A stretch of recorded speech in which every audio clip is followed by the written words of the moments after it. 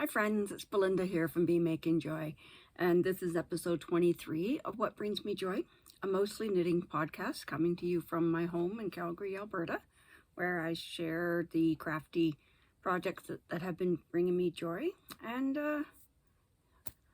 share them with you. If you're new here, welcome, and if you're a returning viewer, I'm so glad to have you back. In this episode, I have one half object, what some podcasters are calling a HO, an HO, and by that we mean it's a finished object, but it's only half of the project. So if you've been following me since summer, you can probably guess which whip that is, especially when I say that it will probably be a while before I start the second one. And then I have a little progress on three other whips. Yes, 3 other whips I'm going to show you today. And I started a new project on December 1st. I've done some work on my knitwear design certification course. And yeah, and then I'll give you some more details today about the new project that I started in the mystery yarn box that I'm opening every day in December. And acquisitions, yes, I have one acquisition. It's in addition to one of those whips. Okay, but first, before we get started, I wanted to tell you Bianca is wearing the Geogradient Shawl, the mystery knit along with Stephen West that I did back in October, finished it the middle of November. So now it's blocked, washed and blocked, and I'm happy to say that the edges are no longer curling. So I'm quite pleased with it, and I'm going to skip the tassels. So that's the update on that. Okay, so the half object, you guessed it, is one herding cat's sock. The herding cat's pattern is by Charlotte Stone, who does a lot of colorwork socks patterns. She even has books out. The yarn is Sock NATO from Ancient Arts here in Calgary. This is a kit that they put together featuring their own 7 different cat colors.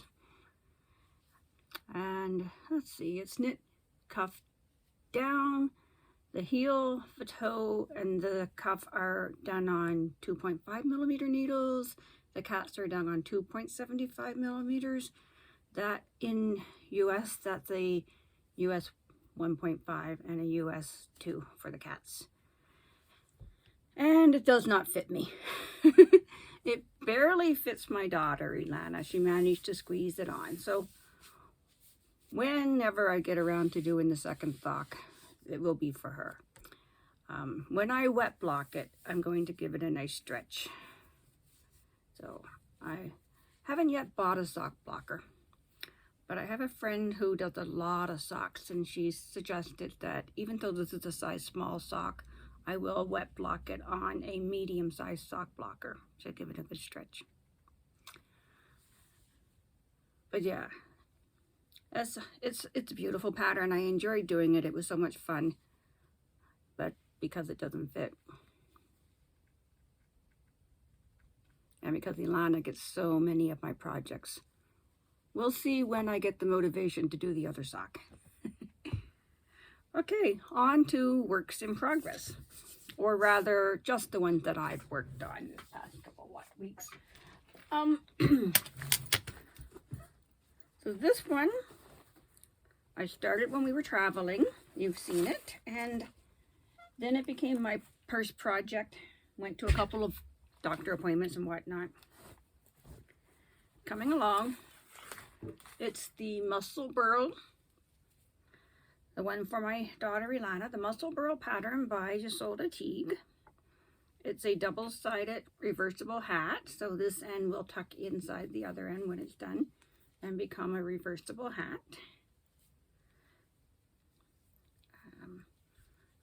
This finished portion is yarn from Sea Turtle Fiber Arts here in Calgary in the colorway Rainbow Bright. And the other half will be in stripes of color. Let's see if I can show you all these colors.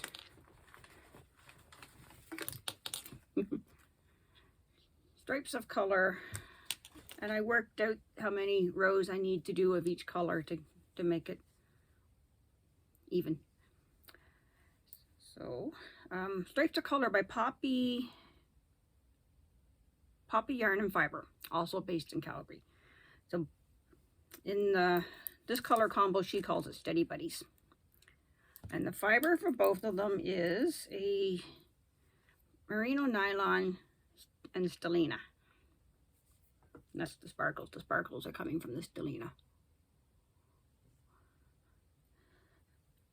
So that's been my purse project. And then it will be my airplane project. Again, we're leaving next week for another trip. We have business meetings in Dallas, Texas. And then after that, we're going to hop over to Houston, where my daughter is playing a dodgeball game. So that should be fun. I'm still hobbling around in my cast, but looking forward to it anyway. Okay, so, and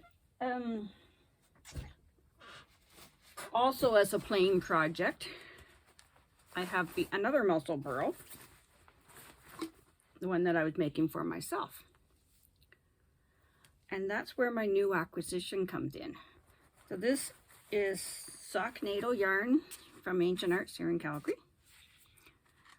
80% superwash merino, 20% nylon. This colorway is the bee's knees.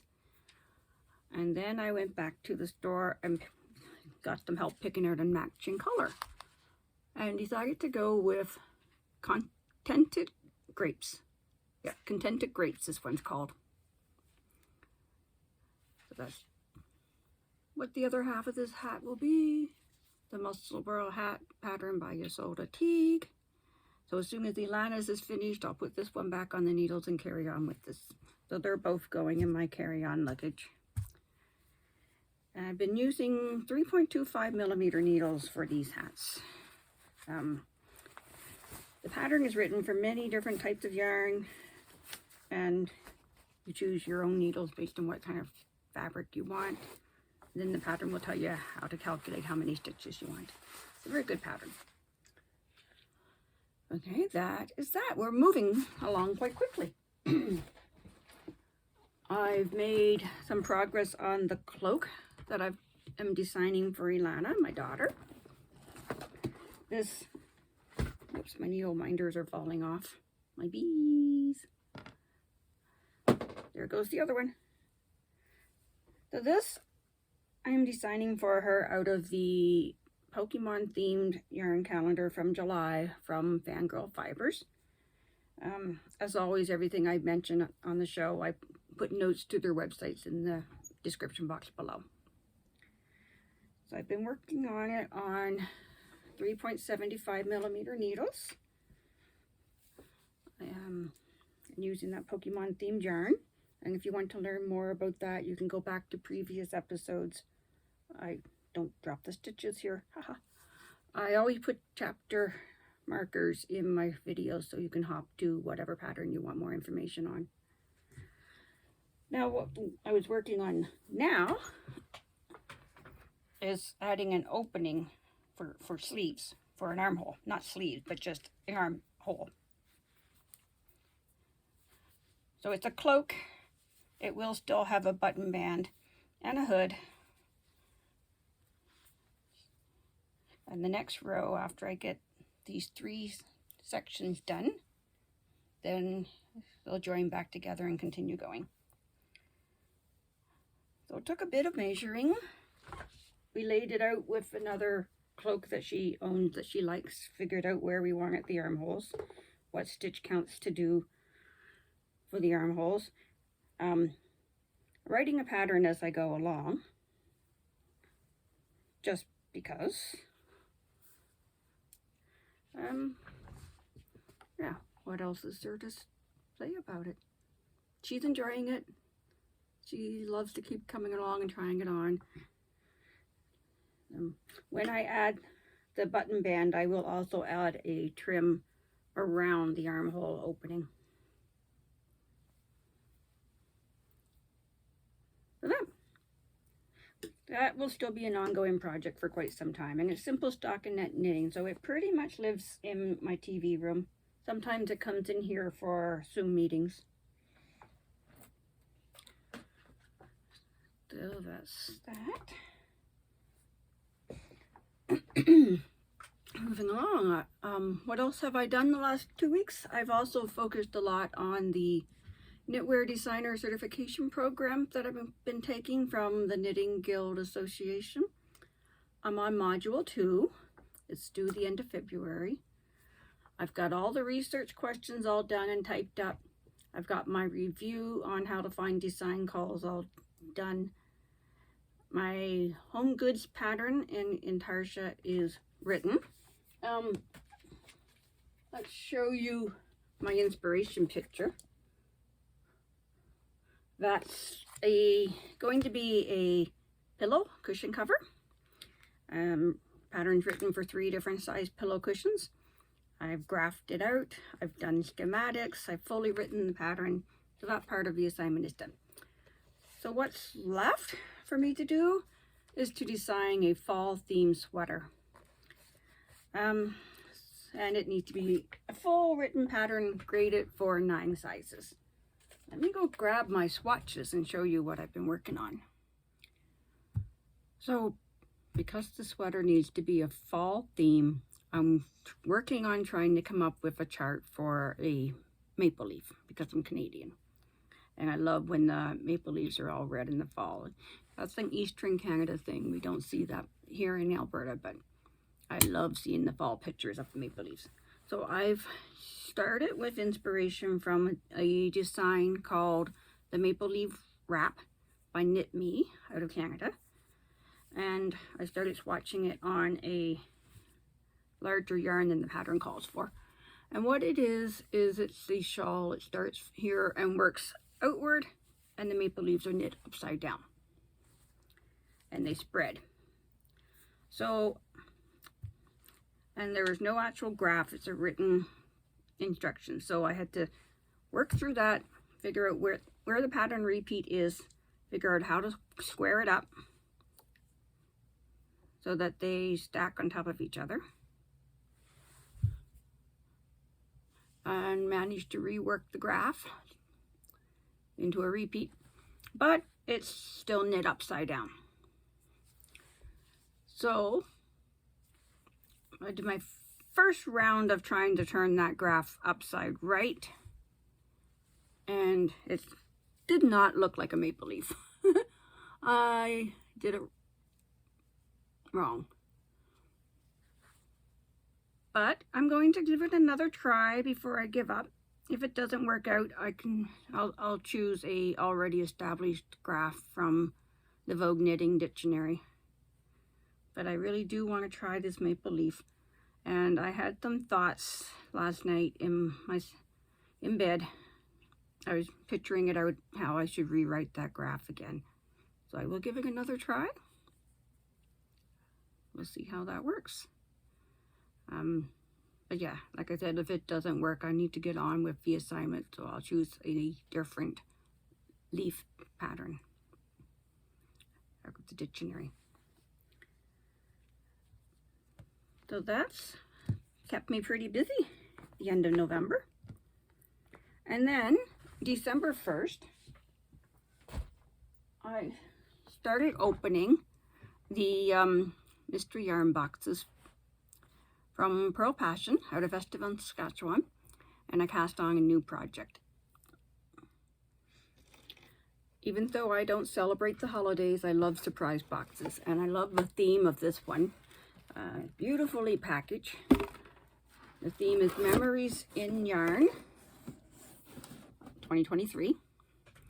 She did one last year for 2022, and that's those yarns hanging on the wall.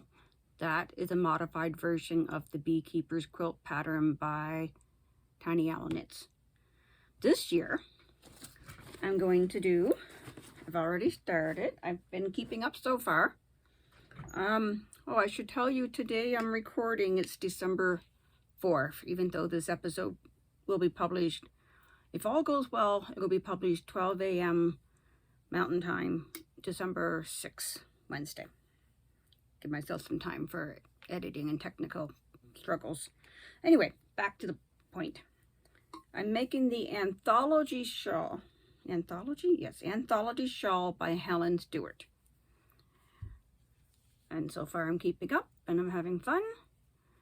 When I first saw this pattern on the Crazy Sock Ladies podcast some time ago, and at first I thought she said anthropology, which means the study of human societies and cultures, which I thought would be appropriate for a Memories in Yarn theme, where each day's color inspiration is from an event that took place throughout the year. So history, anthropology. I was hearing wrong. The shawl name is actually Anthology, which means a collection of poems. Still very appropriate for a collection of mini yarns. And it's gorgeous. It's a circular shawl knit from the center out. And so far the yarns that we've opened are, there was a transgender Bud Light commercial, Pure. Then there was the Barbie movie. Then there was the SpaceX shuttle's test flight. And now I've started on your yarn. Today was Britney Spears' book. All about her life under conservatorship. I struggle with words. That's 4. Looking forward to day 5. It's been taking me about 4 hours of knitting to keep up.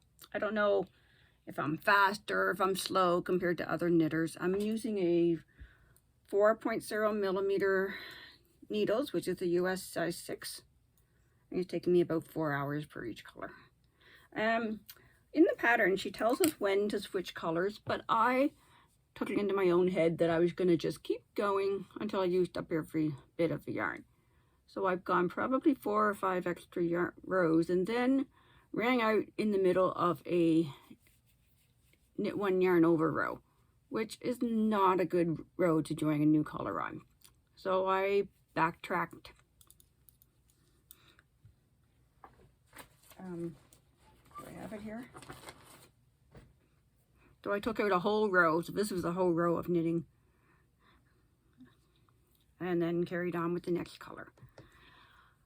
And you know what? In retrospect, I probably should have changed colors when she said to change colors, because the lining up might work better in her pattern than in what I'm doing. But oh well. And then the next row and also ended in a yarn over row. So I've got this much left of that because I need to switch colors in a solid knit row. So I will carry on the way I'm doing it. Changing colors when I'm down to about that much of each color left, so that I don't wind up running out mid-row. I guess it wouldn't matter if I ran out mid-row in a knit row, but definitely don't want to run out in a yarn over row. Anyway, oh, another modification I did was in the center. It starts with like a pinhole cast on or a couple of different circular cast ons you can do. And then the next row, instead of doing a yarn over row that I was struggling with, I did a KFB repeat instead. So that's the modifications that I've made. But it's an excellent pattern. It's beautiful. This colorway of yarns, there's no jibe from one color to the next, so it's going to be a very sporadic mishmash of color. Maybe wearing it with a black dress might be nice. It's a circular, so you would wear it folded over, I believe. Anyway, I am loving it. It's been bringing me so much joy this weekend. I've been keeping up with it very well. If you want to see my daily yarn openings, they're on this same channel under the playlist Mystery Yarn Boxes.